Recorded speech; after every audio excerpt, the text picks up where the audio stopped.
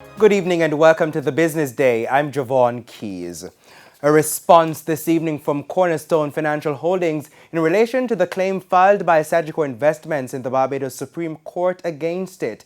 In a release, Cornerstone says it expects to be able to successfully defend the claim against it and its directors. Sagicor Investments is seeking $4 million due to losses it claims to have incurred due to two rights issues by Cornerstone Financial Holdings. Sagicor had a 5% stake in Cornerstone. However, that fell to 2.77% after it did not participate in the 2020 and 2021 rights issue.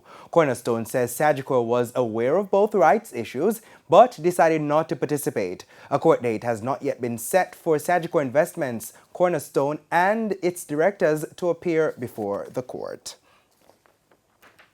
Red Stripe says the global supply chain crisis is impacting its ability to source branded bottle crowns for its various bottled beverages.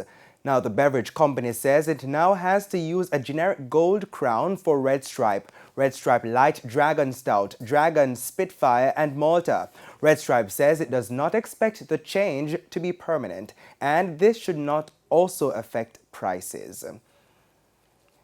Jamaica is one of 9 countries in the Caribbean to benefit from $47 million through the Caribbean Development Bank's Basic Needs Trust Fund. The program will support more than 123 projects until December 31, 2024. Belize, Dominica, Grenada, Guyana, Montserrat, St. Lucia, St. Vincent and the Grenadines, and Suriname are other countries to be benefiting from this program. This is the 10th cycle of the Basic Needs Trust Fund.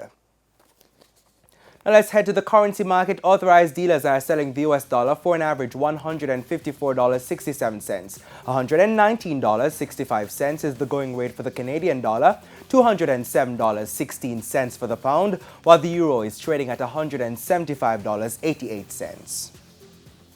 The JSE index lost 1,096 points today, while the junior market index declined by 7 points. Among today's advances were Stanley Motor, 138 Student Living Variable Preference Shares, Epley Caribbean Property Fund, Cargo Handlers, and 1834 Investments, while on the losing side were JMB Group 7.5% shares, 138 Student Living Ordinary Shares, Caribbean Assurance Brokers, Jamaica Producers, and JMB Group 7.25% Preference Shares.